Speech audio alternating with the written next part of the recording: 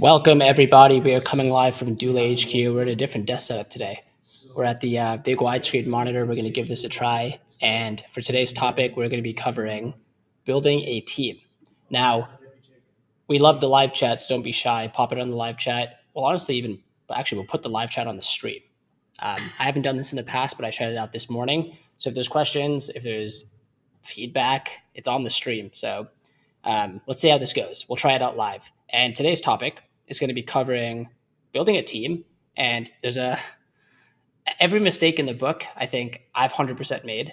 And I think building a team and hiring and managing is something which is one of these buckets of unteachable truths where you can read every book, you can watch every YouTube video, but until you experience it, it's hard to really learn. Someone tell me if they disagree with that, but that's my thought, is that there are these unteachable truths that you can't really learn until you go through. Everyone says, I'll give you one example. Y Combinator had this piece of advice of you should hire slow and fire fast. And what that means is you typically will do the other thing where you hire fast because you're in a burning hole and you need help, but you then fire slow because you're very scared to have a hard convo. And it's clearly not a good fit. It's best for everyone involved, but you are too slow to do that. So that's one of these unteachable truths where I talk to so many founders, and I've made these mistakes too, where the advice is given, that was given from day zero. And over time, you just have to learn the hard way. Unteachable truth. Okay, name unknown, thank you. Happy Thanksgiving. Happy Thanksgiving to you as well. And you agree with that? Awesome. I guess while we're on the topic, name unknown, I'm curious what your biggest challenge is when it comes to if you're building a team, hiring, managing, retaining top talent. And I'm curious if you have any candid feedback on what I just shared. So that's the first thing in terms of unteachable truths. So I'm sharing that as a preface, even though I'm about to talk about it, which is a bit counterintuitive because I don't think this is actually the best way to learn. The best way to learn is by doing. That being said, I don't have the book right here. I'll go through a couple things. The book's actually on the bookshelf, but if there is a book I do recommend, it's called The Who Hiring Method. So if you don't want to listen to this, you like to read, just go read that book. Now, the concept that book talks about, the way I think about this is who, then what. And typically, if you have an issue in your business, it's not a what issue, it's a who issue. And that's because, if you think about it, the order, which we oftentimes think is that it's profits or build the thing. But a framework I heard, which I liked, is people, product, profits. Take care of the people, it'll take care of the products, it'll take care of the profits. And it sounds kind of obvious, but the product doesn't have to be what you're building, writing code on. It could be the social post, that is the product, or it could be the operational workflow. People, product, profit. And from that lens, you're starting with the who before the what, which is maybe the product, and then the outcome is your profits or the usage for your business. So that's the other thing. And I heard this in so many things in life. You're usually only one hire away from unlocking a plateau or something that's a bottleneck in your business. So I hope that resonates with someone, but people, product, profits, and who, then what, not what, then who. Another framework, which I learned from this book called Traction, is the right person, right seat framework, which means you have to have the right person, the who, in the right seat, defining what they're responsible for. We use this system. Traction talks about this concept called the people analyzer. And it sounds kind of scary, but really what you're doing is there a value fit? For doula, that's, are you detailed? Are you a doer? And are you doula obsessed? You can't have any negatives there. It has to be all checks. At least it can be one check minus, but it has to be all checks or one check minus. That's the bar. And then do you get the role? Do you want the role? Do you have the capacity to do the role? And my favorite analogy for understanding capability versus motivation. So do you get the role? Is do you actually just understand what's required? So let me use an example of playing chess. Like, do you understand how the game works? Do you just get it? Do you get, we're playing chess, not checkers. Do you get it first? Then there's do you want the role and do you have the capacity to the role? And I think this is a capability versus motivation. Think of want as motivation and then capacity or capability. And my favorite analogy that I heard for this is, let's say I held a water gun to your head. I'm not going to hold water guns to anyone's head, but as an example, let's say I held a water gun to your head or a gun to your head and I said, If you don't run a marathon, I'm pulling the trigger. You know what you would do? If that was happening to me now, I haven't run a marathon in my life, but I would finish the marathon. I don't care if I pull my hamstring, I would crawl. You'd be able to finish. It might be ugly. You might literally crawl to the finish line. But if someone held that gun to my head, I'm finishing the marathon. That is motivation or want. And I think the unlock here is you have to ask yourself, if there's an issue going on with talent in the company, are they motivated? And I'm not saying, by the way, to hold the gun or the flamethrower, but the point is that's a motivation issue. If I'm not finishing the marathon, but I can do it, motivation. Do I want it enough? And what can I do as a leader, as a company, as a team to create that environment or motivation? Then there's capability or capacity. The way I think about this is, let's say that same gun is held to my head, and Magnus Carlsen, who's the chess grandmaster, is sitting across from me. And the person holding the gun says, you have to beat Magnus Carlsen or trigger's being pulled. Bye. Like there's no more me. It does not matter. There's no way I can just through motivation learn how to play chess and beat Magnus Carlsen. That is capability. And that doesn't mean over time, because I think smart people can learn anything. Again, I might have a ceiling. Even if I started now, I might not ever be a chess grandmaster, but over time I could get good at chess through repetition, through consistency, and through volume. But that is capability. I literally don't have the capability. No amount of motivation can make me capable. So do you get the role? Do I understand chess? Do I want it? Could I finish the marathon or do the training sessions if someone had a gun to my head? And then do I have the capability? Can I be at the grandmaster level, or now am I at this level? And no amount of motivation or a flamethrower or let's go encouragement is going to make me do it. So I hope that analogy resonates, capability versus motivation. And when I heard that analogy, it was a huge bucket of cold water because it just forces you to question, can I do more? Can you do more to motivate someone? Or is it just purely a capability issue? And if it's a capability issue, that's okay. It doesn't mean there's technically not a fit. It just might mean there's a different seat where that person is capable. So to summarize, right person, right seat. And then do they get the role? Do they want the role and have the capacity? And think of that Magnus Carlsen analogy. That is one that resonated with me. Okay, we got a couple comments here. So from Jake Stiggs, true, just hired recently. And I'll pull these up one by one. Just hired recently and everything changed. I wish I hired the right person ages ago. Thanks for sharing, Jake. I'm curious what you learned. What do you think you could have done differently going back? I learned from hearing insights there. I think one of the things the Who hiring method talks about is a much longer, more in-depth interview cycle where you're effectively putting more of the work up front, an ounce of preparation, pound of cure, which is, again, an unteachable truth, what a lot of people don't do, which I also haven't done. Right now, my biggest struggle is finding partners or a team that can match my drive. I don't blame everyone. People come from different backgrounds and experiences. I'm curious here, in terms of the drive, a big enough why can overcome any how. I wonder if people at the company get the why. Because what I found is that if someone truly gets the why, people can do insane things. Whether they're, like, if you think about in the military, for example, people in the military don't make the most money compared to other roles, but they'll go do things, heroic things. They'll run into battle fire and go on the craziest missions where they're risking their life for something bigger than themselves. It's not about the money. So I know you didn't mention the money here, but I think a big enough why can overcome any of the hows. So I would think here, this is something which I think about a lot too, is how can you create the why or constantly reiterate the why as well? The hardest part for me is knowing what I should compromise on and what I shouldn't.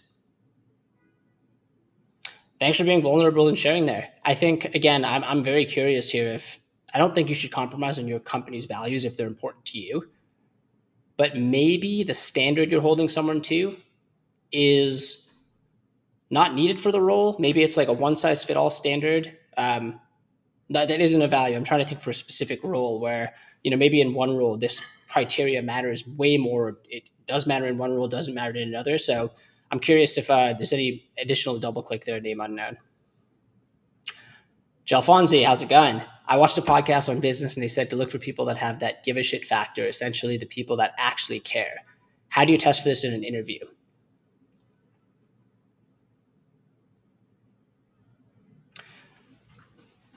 One way I think is when you hear someone tell a story about what they did, the way they talk about it and the level of detail they get into. And there's a couple questions I like. The way you can ask this is, one question I like is, what's the biggest mistake you ever made? Or if you could go back in your current role, what's the biggest thing you wish you'd done differently? And you can tell by someone's response there if it eats at them, because it's like, I learned a lot, and I won't call it regret because I learned from it, and it's bound to happen mistakes, but you can tell from the way they answer and how detailed they are and just the way they describe it if it's, oh, I'm answering the question to answer the question, or no, I actually care. I give a shit in this case. So I like that question. Another question you could ask is, I sometimes ask this is, tell me about, how do I phrase this? I say, tell me about the time you worked the hardest you've ever worked in your life. You don't just magically do that. What was your goal? What were you trying to achieve? And then what were you working so hard on? And I've heard all different types of responses here. It could have been there was a big tax deadline coming up, or a huge project, or training for a sport, or supporting a family member. But that you can also just hear the fire in someone. Like, do they care? Because typically, if you're working hard, it could be because someone told you to, or no, there was this goal I needed to achieve, and I wasn't going to let anything stop me. And you can tell that they cared there. And as long as they're in the right environment in the company and a role they can succeed in, or at least grow into, that should translate over. It's never perfect, of course. That's why there's an interview process, and that's why there's an onboarding time period, and that's why sometimes there's not a fit. But I do like that translation of, cool, I've seen the fire in this other example. There's no reason to believe that shouldn't be able to translate over into a new environment.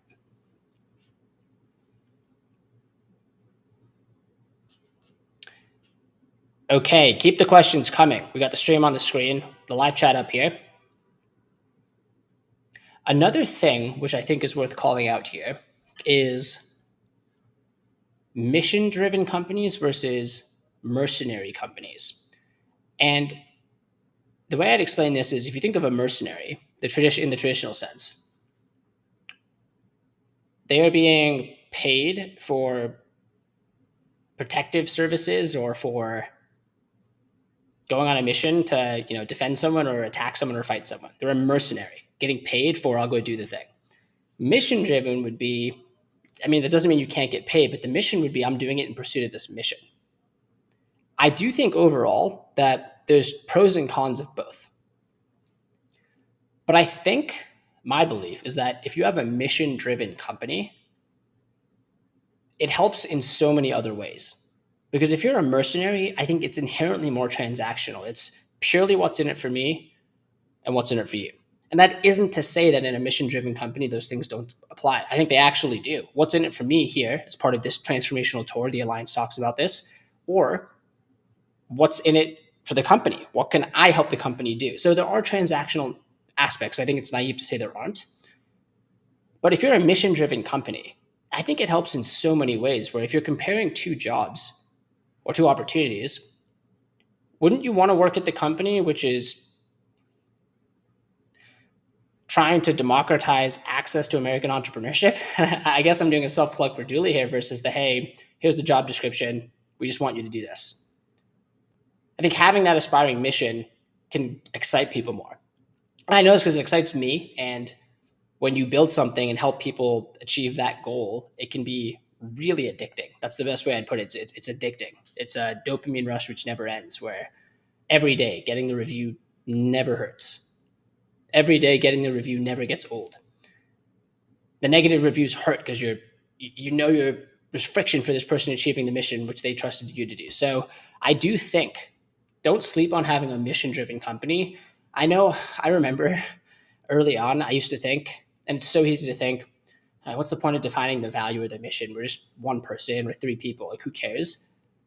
As you grow, though, it matters. And even when you're a few people, when nothing's working, everything's broken and cobbled together by duct tape, I think there's a ton of value in having that mission to keep you going in those times too. Okay, Jalfonzi here. Let me pull this up on the screen. I watched follow-up response here.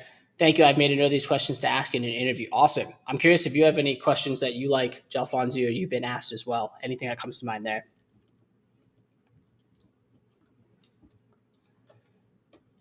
Okay. Question here. Where do you see Doola in a few years and the impact of AI in new business, as AI is enabling every individual power to create one-man business with few people? This is a great question.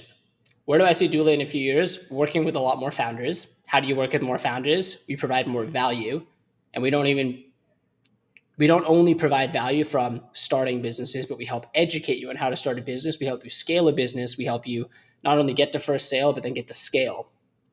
The more value you can provide, the more people that will come to you. If you provide the value, think about the last time you referred something, you got value, it was so good, you wanted to share with someone, the flywheel spins. Impact of AI on new businesses. I think we're in the coolest time ever to be alive. You can go from idea to idea to concept faster than ever before. And there's so much opportunity to improve efficiency within businesses, to develop new products more efficiently. And the whole point of this, if you remember, is that means the end consumer or business, if you're direct to consumer or direct to business, gets a better product, which means better tools we get to use or products we get to buy and better tools for work as well. And imagine that just happening faster across humanity. I think it's so cool without a better way to put it. And I do think it absolutely is enabling, to your point here, tech guy, individuals to do things that previously would have taken teams. That doesn't mean it will replace people. My favorite line on this is that AI won't replace you, but someone who knows how to use AI will. And I think that's true. But we have a philosophy of human in the loop. We do not want to replace humans. We think human touch is so important. We offer free demos on our website. You can actually scan right here and you can book a free demo with us. If you have questions, you can do consultations post-purchase. We have people you can talk to. We have actual human bookkeepers on our team, CPAs, licensed tax professionals. I think it's so important, but to give you an example there, imagine you have a bookkeeper who can serve 50 clients. In a world where you put the Iron Man suit on them, right? Tony Stark, he puts the core in, he can fly, he can shoot lasers. In a world where a bookkeeper has the Iron Man suit on, they become Tony Stark. Why can't they serve 500 clients? Why can't they serve 5,000 clients? Might sound insane, but I don't think it's insane. Where imagine if before someone would have to manually go through transaction by transaction. What if the Iron Man suit automatically categorizes it, trained on 1 million previous transactions with an error rate of 0.01%? All of a sudden, one person can now serve more folks. What if before they would do a personal consultation call, but they'd have to dig through emails and previous context to understand the situation? What if AI can aggregate all previous touch points, their compliance deadlines, where their business in terms of revenue, and have a little cheat sheet guide of talking points? Again, it doesn't replace the value that human can provide, but 95%, maybe 99% of that previous manual work has been automated. Huge. So fantastic question here. Let me know if there's any follow-ups there, tech guy, but I think AI can have a huge impact on every single business, and I think it will on Doola as well.